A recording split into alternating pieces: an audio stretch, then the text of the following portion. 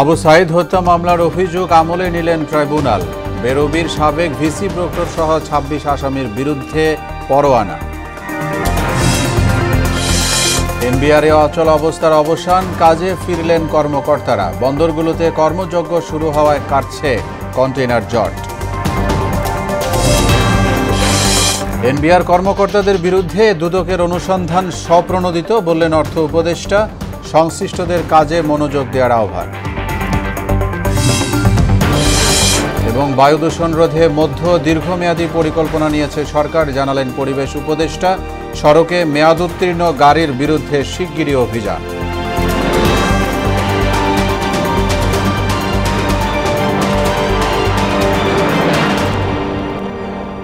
আসসালামু আলাইকুম। আমন্ত্রণ মোহনা সংবাদে। এতক্ষণ শুনছিলেন শিরোনাম, সঙ্গে আছি মোহাম্মদ ওয়ালিউল্লাহ। এবার বিস্তারিত। জুলাই আন্দোলনের প্রতীক আবু সাইদ হত্যা মামলার আনুষ্ঠানিক অভিযোগ আমলে নিয়ে বেগম রোকেয়া বিশ্ববিদ্যালয়ের সাবেক ভিসি হাসিবুর রশিদ ও রংপুর মেট্রোপলিটন পুলিশের সাবেক কমিশনার মনিরুজ্জামান সহ ২৬ জনের বিরুদ্ধে গ্রেফতারি পরোয়ানা জারি করেছেন আন্তর্জাতিক অপরাধ ট্রাইব্যুনাল। আরও জানাচ্ছেন কাজী পাপ্পু। মৃত্যুর আগে পুলিশের সামনে দুহাত প্রশস্ত করে দাঁড়িয়ে থাকা আবু সাইদের সেই ভাইরাল ভিডিও এবার দেখলেন আন্তর্জাতিক অপরাধ ট্রাইব্যুনাল ২-এর বিচারকরা। তার আগে এই হত্যা মামলার ১০৯ পৃষ্ঠার আনুষ্ঠানিক অভিযোগপত্র আদালতে পড়ে শোনান চিফ প্রসিকিউটর। তুলে ধরেন শেখ হাসিনার ক্ষমতা টিকিয়ে রাখতে ১৬ বছরের গুম, খুন, নির্যাতন ও দমন-পীড়নের ঘটনা এবং জুলাই আন্দোলনের প্রেক্ষাপট। তদন্তে উঠে এসেছে ২০২৪ সালের ১৬ জুলাই রংপুরে আবু সাইদকে গুলি করে হত্যায় বিভিন্ন পর্যায়ে সম্পৃক্ত ৩০ জনকে আসামি করা হয়েছে। এর মধ্যে রয়েছে রংপুর বেগম রোকেয়া বিশ্ববিদ্যালয়ের সাবেক ভিসি ডক্টর হাসিবুর রশিদ ও প্রক্টর শরীফুল সহ ৪ শিক্ষক, আর এমপির সাবেক কমিশনার মনিরুজ্জামান সহ ৮ পুলিশ সদস্য এবং একজন চিকিৎসক। আসামিদের মধ্যে প্রক্টর শরীফুল ইসলাম, ছাত্রলীগ নেতা ইমরান ও ২ পুলিশ সদস্য গ্রেফতার রয়েছেন। ফরমাল চার্জ এবং অন্যান্য ডকুমেন্টসের উপরে শুনানি করে আন্তর্জাতিক অপরাধ ট্রাইব্যুনালের দ্বিতীয় ট্রাইব্যুনাল ৩০ জন আসামির বিরুদ্ধে অপরাধ আমলে গ্রহণ করেছেন। আগামী ১০ই জুলাই পরবর্তী শুনানির জন্য দিন ধার্য করেছেন। সেই দিন আসামিদের উপস্থিতির পরে বিচারের জন্য যে স্বাভাবিক কার্যক্রম সেটা গৃহীত হবে। যদি সকল আসামি গ্রেপ্তার করা না যায় তাহলে পলাতক আসামিদের ব্যাপারে স্টেট ডিফেন্স লয়ার নিয়োগ করার জন্য আদালত আদেশ দিতে পারেন। আবু সাইদ হত্যায় শেখ হাসিনার নির্দেশে সাবেক স্বরাষ্ট্রমন্ত্রী আসাদুজ্জামান খান কামাল, পরে আইজিপি এবং এরপর মূল দায় আইন শৃঙ্খলা বাহিনীর উপর বর্তায় বলে মন্তব্য করেন চিফ প্রসিকিউটর তাজুল ইসলাম। বিশ্ববিদ্যালয়ের যারা ঊর্ধ্বতন কর্তা ব্যক্তি যারা এই মামলার আসামি তাদেরকেও এই দায়ে দায়ী করা হয়েছে। তবে মূল দায়টা হচ্ছে সরকারের, শেখ হাসিনা থেকে শুরু করে পরবর্তী পুলিশ অফিসারদের। দ্রুততম সময়ের মধ্যে নিষ্পত্তি করা এবং পাশাপাশি ন্যায় বিচারের সকল স্ট্যান্ডার্ড মেইনটেইন করা, এই দুটোকে মেইনটেইন করে আমরা চলছি। আবু সাইদের মামলা সহ এই পর্যন্ত ৩টি মামলার আনুষ্ঠানিক অভিযোগপত্র দাখিল করা হলো। ট্রাইব্যুনাল ২-এ এই প্রথম মামলার বিচার কাজ শুরু হলো। কাজী পাপ্পু, মোহনা সংবাদ, ঢাকা। আন্দোলন প্রত্যাহারের পর স্বাভাবিক কার্যক্রমে ফিরেছে এনবিআর। সকাল থেকে কাজ শুরু করেছেন কর্মকর্তা কর্মচারীরা। যদিও এনবিআর সংস্কার ঐক্য পরিষদের সভাপতি তারেক রিকাবদার বলেছেন, সরকার কিংবা দুদকের চাপে তারা আন্দোলন থেকে সরে আসেনি। এদিকে আন্দোলন প্রত্যাহার নিয়ে কোনো কথা বলতে রাজি হননি এনবিআর চেয়ারম্যান। রেজা খানের রিপোর্ট। প্রায় ২ মাস ধরে চলা এনবিআরের আন্দোলন যখন কোনোভাবেই দমন করা যাচ্ছিল না, তখন হঠাৎ রোববার আন্দোলনে সম্পৃক্ত ৫ জন সহ ৬ কর্মকর্তার অবৈধ সম্পদ অর্জনের তথ্যানুসন্ধান শুরু করে দুদক। এতেই আন্দোলনের বেলুন চুপসে যায়। কর্মসূচি স্থগিত করার ঘোষণা দেয় এনবিআর সংস্কার ঐক্য পরিষদ। দুদকের অনুসন্ধানে নিজেদের দুর্নীতি প্রকাশ হওয়ার ভয়ে তারা এই আন্দোলন থেকে পিছু হটেছে বলে মনে করছেন সচেতন মানুষ। দুর্নীতি যারা করছে হয়তো তাদের বিরুদ্ধে দুদক ব্যবস্থা নিয়েছে এবং ব্যবস্থা নেওয়ার পরেই তাদের দুর্নীতি প্রকাশ হয়ে যাবে, তার আগে যা নিজেদের কর্মসূচি প্রত্যাহার করে নিচ্ছে, যাতে আর সামনে না যায়। তাদেরকে চাপ দিয়ে হলেও যদি আন্দোলনটা স্থগিত করা যায়, আমার দেশের জন্য ভালো, আমাদের জন্য ভালো, আমরা যা গ্রাহক তাদের সবার জন্যই ভালো। দুদক এটা ভালো একটা স্টেপ নিয়েছে হয়তো, এছাড়া তাদের কোনো উপায় ছিল না হয়তো। দুদকের এটা নিয়মিত প্রক্রিয়া, হ্যাঁ, প্রক্রিয়ার অংশ হিসেবে এখন যেহেতু একটু লাইমলাইটে আছে এনবিআর, সেজন্য তারা চাচ্ছে যে হ্যাঁ ওকে আমরা কাজ করতেছি, ঠিক আছে। যদিও এনবিআর সংস্কার ঐক্য পরিষদের সভাপতি তারেক রিকাবদার জানান, দুদকের চাপে আন্দোলন স্থগিত করেননি তারা।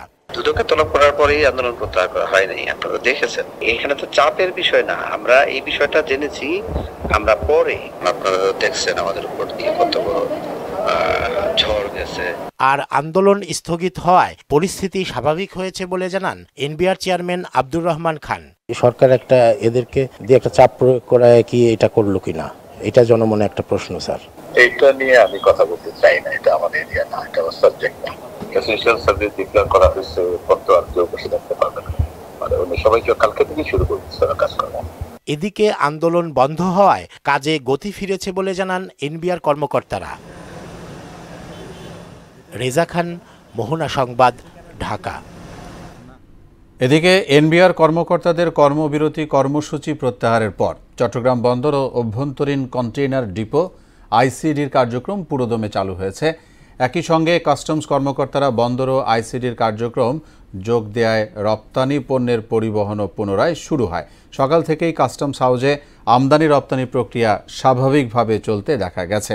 কাস্টমস কর্মকর্তারা জানিয়েছেন, আমদানির মূল্যায়ন ও ছাড়পত্র সহ সব ধরনের প্রক্রিয়া বর্তমানে নির্বিঘ্নে সম্পন্ন হচ্ছে। যেসব অতিরিক্ত কন্টেইনার জমে গিয়েছিল সেগুলো দ্রুত ছাড় করা হবে।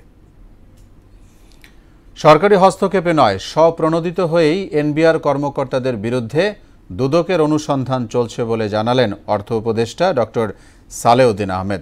সচিবালয়ে অর্থ বিভাগে মনিটরিং সেলের কর্মসূচির উদ্বোধন শেষে এনবিআর কর্মকর্তাদের উদ্দেশ্যে তিনি আরও বলেন, জাতীয় স্বার্থের বিপক্ষে গিয়ে সব কার্যক্রম বন্ধ করে দেওয়া কোনোভাবেই কাম্য নয়। এ সময় পুনরায় কাজ শুরু করতে সবার প্রতি আহ্বানও জানান সালেউদ্দিন। দুদক সম্পর্কে আমি কোনো উত্তর দেব না, ওদের আলাদা টার্মস অফ রেফারেন্স আছে। এটা কিন্তু কোনো ক্রমেই কিন্তু গ্রহণযোগ্য না। এটা সরকারের সাথে এসে থাকতে পারে, কিন্তু একটা জাতীয় স্বার্থে একদম বন্ধ করে দেওয়া একটা সার্ভিস, এটা কোনো যুক্তিটা গ্রহণযোগ্য। এখন আপনারা ভালো করে কাজ করেন, কোনো রকম আমরা যেটা ইংরেজি বলি ফেভার অর ফিয়ার, ভয় এবং কোনো ইসে ছাড়া। নির্বাচিত সরকারের সঙ্গে চীন আরও আন্তরিকতার সঙ্গে কাজ করবে বলে আশা জানালেন বিএনপির মহাসচিব মির্জা ফখরুল ইসলাম আলমগীর। আর চারদিকে ষড়যন্ত্র চলছে মন্তব্য করে নিজেদের ঐক্য অটুট রাখার তাগিদ দিলেন দলের জাতীয় স্থায়ী কমিটির সদস্য ডক্টর আব্দুল মঈন খান। এ সময় বিএনপিকে ধমক দিয়ে নির্বাচন ব্যাহত করা যাবে না বলে মন্তব্য করেন দলের চেয়ারপারসনের উপদেষ্টা জয়নুল আবেদিন ফারুক। রাজধানীতে আলাদা অনুষ্ঠানে এসব কথা বলেন তারা। তানজিদ ভুঁইয়ার প্রতিবেদন। গুলশানে বিএনপি চেয়ারপারসনের কার্যালয়ে সম্প্রতি চীন সফর প্রসঙ্গে জরুরি সংবাদ সম্মেলনে কথা বলেন দলের মহাসচিব মির্জা ফখরুল ইসলাম আলমগীর। এক চীন নীতির প্রতি আমাদের দলীয় অবস্থান রোহিঙ্গা প্রত্যাবাসন ও ঋণ পরিশোধের সময়সীমা বাড়ানোর বিষয়ে চীনের সহযোগিতা চাওয়া হয়েছে বলে জানান তিনি। তিস্তা প্রোগ্রাম নিয়ে আমরা আলোচনা করেছি, তাদের যে প্রস্তাব যদি তারা দেয় সে বিষয়টা আমরা ভবিষ্যতে যদি আমরা কখনো সরকার পরিচালনার দায়িত্বে আসি তাহলে সেটা আমরা অত্যন্ত ইতিবাচকভাবেই দেখব। অত্যন্ত আগ্রহের সঙ্গে এবং ঐকান্তিকতার সঙ্গে তারা এই বিষয়টির উপর কাজ করছেন। মিয়ানমার গভর্নমেন্টকে তারা রাজি করার চেষ্টা করছেন যে খুব দ্রুত এই এক্সপেক্টেশনটা খাওয়ার জন্য। এদিকে কাকরাইলে ডিপ্লোমা ইঞ্জিনিয়ার্স ইনস্টিটিউশনে জাতীয়তাবাদী উলামা দলের সভায় যোগ দেন দলের স্থায়ী কমিটির সদস্য ডক্টর আব্দুল মঈন খান। এ সময় ইউনুস তারেক বৈঠক জাতির মনে আশার সঞ্চার করেছে বলে মন্তব্য করেন দলের কেন্দ্রীয় নেতারা। আজকে যদি পিআর পদ্ধতির কোন এই ধরনের কথাবার্তার মাধ্যমে কেউ সুযোগ পায়, সেখানে ফ্যাসিস্ট সেই সুযোগটা সর্বপ্রথম পাবে। এই সুযোগ বাংলাদেশের মানুষ দিতে চায় না। এটা শুধু মুগ্ধ খোকনের রক্তের বিনিময়ে অর্জিত যে সংগ্রামকে তারেক রহমান বিদেশ থেকে সমর্থন দিয়ে বাংলাদেশে জুলাই আগস্ট বিপ্লব সংগঠিত করেছে, তার 16 বছর আগ থেকে এই বিএনপির নেতাকর্মীরা রাজপথে থেকে আন্দোলনের সূচনা করেছে। এতে প্রধান অতিথির বক্তব্যে দ্রুত নির্বাচনী রোডম্যাপ ঘোষণার দাবি জানান মঈন খান।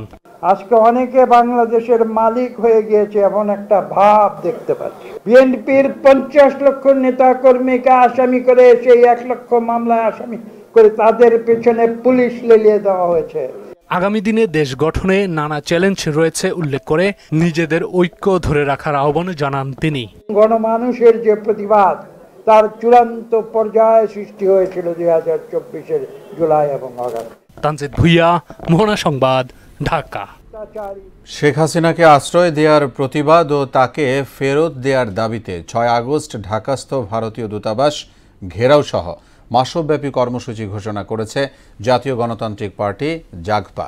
জাতীয় প্রেসক্লাবে এক সংবাদ সম্মেলনে এমন ঘোষণা দেয় সংগঠনটি। ভারতীয় আগ্রাসনের প্রতিবাদ এবং আওয়ামী লীগের বিচারের দাবিতে 8টি বিভাগীয় শহরে গণসংযোগ ও লিফলেট বিতরণ করবে জাগপা। ফেব্রুয়ারিতে জাতীয় নির্বাচন ঘিরে আশার আলো দেখছে জামাতে ইসলামী। বৈষম্যহীন দেশ গঠনে আগামী নির্বাচন পেশি শক্তি ও কালো টাকার প্রভাব মুক্ত হবে বলে আশা জানিয়েছেন দলের নেতারা। ভোটের প্রস্তুতি, নির্বাচনী জোট ও প্রার্থী মনোনয়ন সহ বিভিন্ন বিষয়ে মোহনা টেলিভিশনের সঙ্গে কথা বলেছেন দলের সহকারী সেক্রেটারি জেনারেল হামিদুর রহমান আজাদ ও ঢাকা মহানগর উত্তরের আমির সেলিম উদ্দিন। ওবায়দুল হক মারুফের প্রতিবেদন। জাতীয় নির্বাচনের দিনক্ষণ নিয়ে সম্প্রতি লন্ডনে তারেক রহমানের সঙ্গে প্রধান উপদেষ্টার বৈঠকের পর দেশের রাজনৈতিক দলগুলোর মধ্যে নির্বাচন কেন্দ্রিক কর্মকাণ্ডে গতি বেড়েছে। নির্বাচনের মাঠে জামায়াতে ইসলামীর প্রস্তুতি, চলমান সংস্কার, বিচার সহ নানা বিষয়ে মোহনা টেলিভিশনকে দলের অবস্থান জানান জামায়াতে ইসলামীর নির্বাহী পরিষদ সদস্য ও ঢাকা মহানগর উত্তরের আমির সেলিম উদ্দিন। আওয়ামী দুঃশাসনকে মোকাবেলা করে যে দলটি আন্দোলন সংগ্রামে নেতৃত্ব দিয়েছে এবং জামাত ইসলামী এই দেশ চালাবার জন্য বিভিন্ন সেক্টরের লোক তৈরি করেছে। এই বাংলাদেশে এখন সবচেয়ে বেশি দরকার যে যারা দুর্নীতি থেকে জাতিকে উদ্ধার করতে পারবে, রেহাই দিতে পারবে। জাতীয় সংসদ নির্বাচন ঘিরে দলের প্রস্তুতি, ইসির ভূমিকা সহ নানা বিষয়ে কথা বলেন তিনি। এখন থেকে নির্বাচন কমিশনকে এই ব্যাপারে তার আইন কানুন ঢেলে সাজাইতে হবে, তাদেরকে সোজা হয়ে দাঁড়াইতে হবে, সেরকম সাহসী লোকদেরকে বিভিন্ন জায়গায় দায়িত্ব দিতে হবে, ভালোভাবে অ্যানালাইসিস করতে হবে, চুলচেরা বিশ্লেষণ করতে হবে, কোন ফাঁক দিয়া অপতৎপরতাটা হয়, কোন দিক দিয়ে ব্যত্যয় ঘটে। ভোটের মাঠে জোট করার বিষয়ে দলের অবস্থান জানান জামায়াতের সহকারী সেক্রেটারি জেনারেল হামিদুর রহমান আজাদ। আমাদের কোন কোন দলের সাথে ইলেকশনের সমঝোতা বা ঐক্য হচ্ছে, সেখানে কারা কোথায় ইলেকশন করবে সেটা চিহ্নিত হবে। সেটা চিহ্নিত হয়েই যখন একটা ঘোষণা আসবে ফাইনালি, সেটা হলো চূড়ান্ত প্রার্থীদের ঘোষণা। এর জন্য আমাদের এই ক্ষেত্রে আমরা উদারভাবে চিন্তা করছি। সংখ্যানুপাতিক পদ্ধতিতে নির্বাচন আয়োজনের ব্যাপারেও কথা বলেন তিনি। যারা যত ভোট সারা দেশের টোটাল সংখ্যায় পাবে তার একটা পার্সেন্টেজের ভিত্তিতে তার আসন সংখ্যা নির্ধারিত হবে, সেটা অবশ্যই দলে ঠিক করবে। আওয়ামী দুঃশাসনের বিরুদ্ধে ছাত্র জনতার রক্তে অর্জিত নতুন বাংলাদেশকে বৈষম্য মুক্ত করতে জামায়াতে ইসলামী দেশ সেবার সুযোগ পাবে বলেও আশা জানান তিনি। জনগণের কল্যাণের স্বার্থে, দেশের উন্নয়নে, স্বাধীনতা সার্বভৌমত্ব প্রশ্নতে জামাত অনড় এবং আপসহীন ভূমিকা পালন করছে, সেটাকে জনগণ সমুন্নত রেখে আগামী নির্বাচনের রায় দেবে বলে আমরা আশা করছি। ওবায়দুল হক মারুফ, মোহনা সংবাদ, ঢাকা।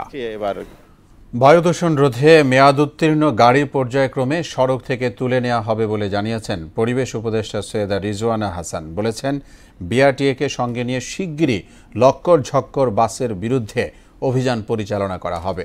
সকালে সচিবালয়ে বায়ু দূষণ নিয়ন্ত্রণে চীনের বিশেষজ্ঞ টিমের সঙ্গে মতবিনিময় শেষে এসব কথা বলেন উপদেষ্টা। তিনি জানান, বায়ু দূষণ ঠেকাতে মধ্য ও দীর্ঘমেয়াদে পরিকল্পনা গ্রহণ করেছে মন্ত্রণালয়। নির্মাণ সামগ্রী পরিবহনে বিশেষ নির্দেশনাও দেন সৈয়দা রিজওয়ানা হাসান। ঢাকা শহরের দেখবেন রাস্তার চতুর্দিকে নির্মাণ সামগ্রী ফেলে রাখছে। যে রাস্তাতেই যান ঢেকে নির্মাণ হচ্ছে এরকম কোন রাস্তা আসলে পাওয়া যাবে না। আর বায়ু দূষণের সূত্র তো ভিন্ন ভিন্ন, ফলে আমাদের কাজটা মিনিস্ট্রি এবং ডিপার্টমেন্টের রেগুলেটরি নেচার, কিন্তু যারা এই বর্জ্য ব্যবস্থাপনা, রাস্তা বানানো, গাড়ির দূষণ কমানোর বিরুদ্ধে ব্যবস্থা নেওয়া, এই মন্ত্রণালয়গুলো এবং বিভাগগুলোর মধ্যে সমন্বয় সাধনটা খুবই জরুরি। বরগুনায় ঘরে ঘরে মিলছে এডিস মশার লার্ভা। জমে থাকা পানি ও সংরক্ষণ করা বৃষ্টির পানিতে সৃষ্টি হচ্ছে এডিসের লার্ভা। বিশেষজ্ঞরা বলছেন, সচেতন না হলে শুধুমাত্র মশা নিধন করে ডেঙ্গু নিয়ন্ত্রণ শুধু কঠিনই নয়, পুরোপুরি অসম্ভব। আর জেলা স্বাস্থ্য প্রশাসন বলছে, বাড়িতে এডিসের লার্ভা পেলে তাদের বিরুদ্ধে আইনি ব্যবস্থা নেওয়া হবে। সাগর আকনের প্রতিবেদন, জানাচ্ছেন তাহসিন তারিন। আইইডিসিআর এর তথ্য বলছে চলতি বছর দেশে শনাক্ত ৯,৪৮৪ জন ডেঙ্গু রোগীর মধ্যে বরগুনায় শনাক্ত হয়েছে ২,৮৫৫ জন। দেশে মোট মারা গেছেন ৪১ জন, যার মধ্যে বরগুনায় ২৫ জন। এর মধ্যে বরগুনাকে ডেঙ্গুর হটস্পট ঘোষণা করেছে স্বাস্থ্য মন্ত্রণালয়। ডেঙ্গুর প্রকোপ বাড়ার কারণ অনুসন্ধানে দেখা যায় সুপেয় পানির সংকট কাটাতে বরগুনা সদর ও পাথরঘাটা উপজেলায় ঘরে ঘরে সংরক্ষণ করা হয়েছে বৃষ্টির পানি। আর এইসব পানিতে তৈরি হয়েছে এডিস মশার লার্ভা। বরগুনা ও পাথরঘাটা পৌর কর্তৃপক্ষ ডেঙ্গু নিধনে কার্যকরী কোনো পদক্ষেপ না নেওয়ায় ক্ষোভ প্রকাশ করেছেন স্থানীয়রা। গ্রামাঞ্চলে আসলে ডেঙ্গু নিধনে বা ডেঙ্গুর বিস্তার রোধে এখন পর্যন্ত কার্যকরী ভূমিকা রাখা হয় না। সচেতনতা না থাকার কারণে মানুষজন ডেঙ্গুতে আক্রান্ত হচ্ছে। এদিকে এডিসের লার্ভা নিধনে পৌর কর্তৃপক্ষ কিংবা স্বাস্থ্য বিভাগের দৃশ্যমান কোনো কর্মসূচি না থাকলেও মাঠে দেখা গেছে বিভিন্ন স্বেচ্ছাসেবী সংগঠনের সদস্যদের। মানুষের বাড়ির পাশে পানি জমে আছে, তার মধ্যে মশার লার্ভা, কিন্তু তারা সেটা জানেই না। বরগুনা জেলাব্যাপী যে পরিষ্কার পরিচ্ছন্নতা অভিযান, এটা আমাদের চলমান আছে। ডেঙ্গুর প্রকোপ বাড়ার কারণ অনুসন্ধান শেষে আইইডিসিআর এর এই কর্মকর্তা বলছেন সুপেয় পানির সংকট দূর করতে বৃষ্টির পানি সংরক্ষণ করে প্রাণ হারাচ্ছেন এইসব এলাকার বাসিন্দারা। এই লার্ভাগুলোকে এখানকার যারা সাধারণ মানুষ আছেন, জনগণ আছেন, তারা এটাকে পানির পোকা মনে করে সেটাকে খুব একটা গুরুত্ব দিচ্ছেন না, এবং এই পানিটাই কিন্তু তারা দিনের পর দিন এখানে মজুত করে রাখছেন। সিভিল সার্জনের দাবি নানান সংকটের মধ্যেও সেবা দিয়ে যাচ্ছেন তারা। আমাদের পাথরঘাটা বলেন কিংবা আমতলী অন্যান্য স্বাস্থ্য কমপ্লেক্সগুলোকে নির্দেশনা দেওয়া আছে, তারা তাদের সক্ষমতার সর্বোচ্চটুকু দিয়েই ডেঙ্গি রোগীর চিকিৎসা করবেন।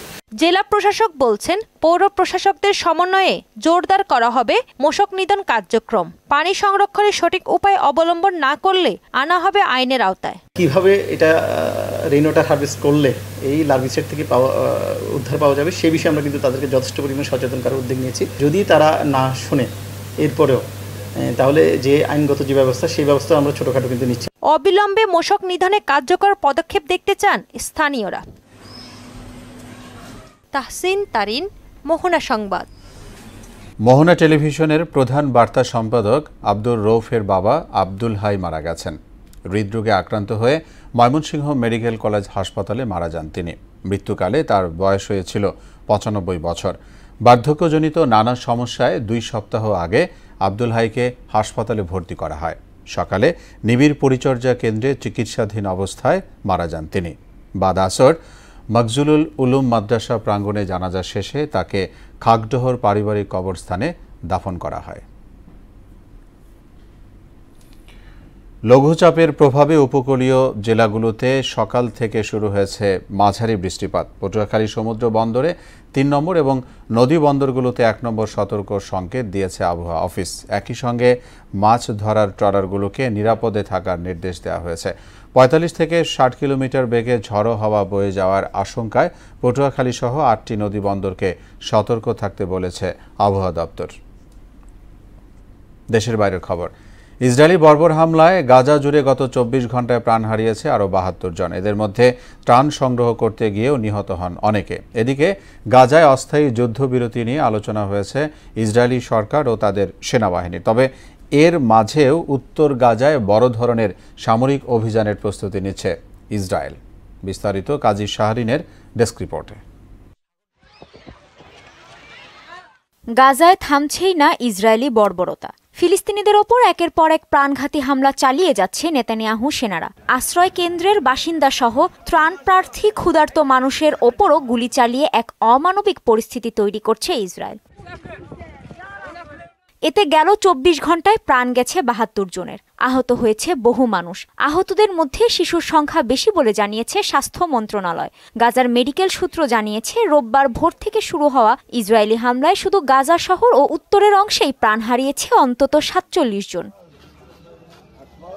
মার্কিন প্রেসিডেন্ট ডোনাল্ড ট্রাম্প যুদ্ধবিরতি চুক্তির জন্য চাপ অব্যাহত রাখলেও দখলদার ইসরায়েল উত্তর গাজায় বড় ধরনের সামরিক অভিযানের প্রস্তুতি নিচ্ছে। গাজা শহর এবং জাবালিয়ার বাসিন্দাদের দক্ষিণের উপকূলীয় এলাকা আল মাওয়াসির দিকে চলে যাওয়ার নির্দেশ দেওয়া হয়েছে। আইডিএফ সতর্ক করে বলছে তাদের অভিযান পশ্চিমে আরও তীব্র এবং বিস্তৃত হবে। যদিও চলমান হামলার মাঝেই গাজায় অস্থায়ী যুদ্ধবিরতি নিয়ে আলোচনায় বসতে যাচ্ছে ইসরায়েলি সরকার ও তাদের সেনাবাহিনী। এতে নিরাপত্তা বাহিনী ও সরকারের ঊর্ধ্বতন কর্মকর্তারা জিম্মি মুক্তি নিয়ে আলোচনা করবেন। অন্যদিকে ফিলিস্তিনের পশ্চিম তীর থেকে হামাসের ৬০ সদস্যকে গ্রেফতারের দাবি করেছে ইসরায়েলের গোয়েন্দা সংস্থা শিন বেত। সংস্থাটির বরাত দিয়ে আরব নিউজ জানিয়েছে ৩ মাসের অভিযানে হিব্রুন শহরে হামাসের বৃহৎ পরিকাঠামোগুলো খুঁজে বের করা হয়েছে। কাজী শাহরিন, মোহনা সংবাদ। এ ছিল এখনকার মতো সংবাদ। শেষ করব তার আগে শিরোনামগুলো জানাবো আরও একবার।